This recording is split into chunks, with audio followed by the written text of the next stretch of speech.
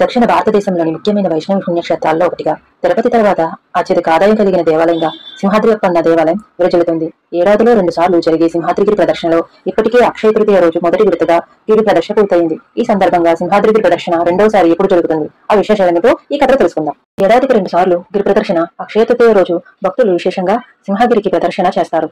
మండు వేసవిలో జరిగే ఈ గిరి ప్రదర్శన పూర్తయ్యేసరికి స్వామి దయవలన ఉరుములు మెరుపులతో కుండపోతగా వర్షం కురవడం స్వామివారి అనుగ్రహానికి నిదర్శనమని భక్తుల విశ్వాసం. రెండోసారి గిరి ప్రదర్శన గురు పౌర్ణమి సందర్భంగా సింహగిరి గిరి ప్రదర్శన రెండోసారి జరుగుతుంది. ఆషాఢ శుద్ధ చతుర్దశి నాటి రాత్రి సింహగిరి మెట్లు వద్ద ప్రారంభించి కాలినడకన సింహగిరి చుట్టూ ప్రదర్శన చేసి కొండపైకి స్వామిని దర్శించుకుంటారు. ఈ ఏడాది జూలై 9వ తేదీ ఆషాఢ శుద్ధ చతుర్దశి రోజు మధ్యాహ్నం ప్రారంభమై గిరి ప్రదర్శన మరుసటి రోజు తెల్లవారుజామున పౌర్ణమి గడియలు ప్రారంభమయ్యాక ముగుస్తుంది. 4వ విడతగా చందన సమర్పణ. సింహాద్రి అప్పన్నకు ఆషాఢ పౌర్ణమికి 4వ విడతగా చందన సమర్పణ ఉంటుంది. గురు పౌర్ణమి కాదు, గిరి పౌర్ణమి. ఆషాఢ పౌర్ణమి రోజున గురు పౌర్ణమి జరుపుకుంటాం. దీనిని గిరి పౌర్ణమి అని కూడా అంటారు. సింహాద్రి అప్పన్న గిరి ప్రదర్శన గొప్పగా ఉత్సవంగా చేస్తారు. కొండ దిగువన ఉన్న తొలి పావచం దగ్గర కొబ్బరికాయలు కొట్టి భక్తులు గిరి ప్రదర్శన మొదలు పెడతారు.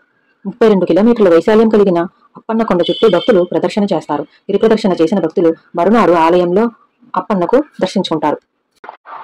అప్పన్న భక్తులు గిరి ప్రదర్శనకు బయలుదేరగానే మరోవైపు స్వామి నిజనిత్య రూపాలతో కూడిన పుష్పరథం కొండ చుట్టూ ఉన్న భక్తులకు స్వామి దర్శనం కల్పించేందుకు బయలుదేరుతుంది. ఈ రథాన్ని ఆలయ అనువంశిక ధర్మకర్తలు కొబ్బరికాయ కొట్టి ప్రారంభించడం అనాదిగా వస్తున్న సంప్రదాయం.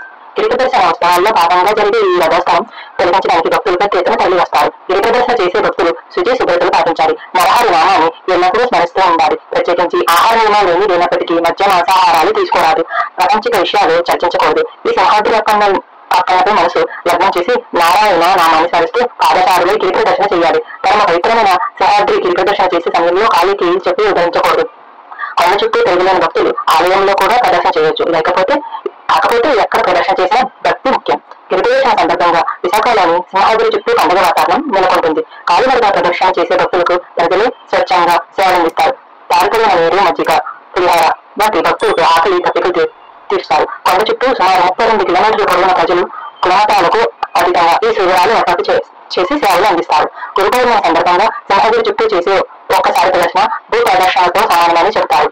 సాధారణంగా పౌర్ణమి రోజు చంద్రుని కిరణాలతో ఔషధ మూలికలు ప్రభావం 1000 రెట్లు పెరుగుతుందని ఆయుర్వేద గ్రంథాల్లో వివరించి ఉంది. అందుకే పౌర్ణమి రోజు వనమూలికలతో కూడిన కొండ చుట్టూ 32 కిలోమీటర్ల ప్రదర్శన చేస్తే ఆయురారోగ్యాలతో చేకూరుతాయని భక్తుల విశ్వాసం. మనం కూడా గురు పౌర్ణమి రోజు సింహాద్రి అప్పన్నకి ప్రదర్శన చేద్దాం.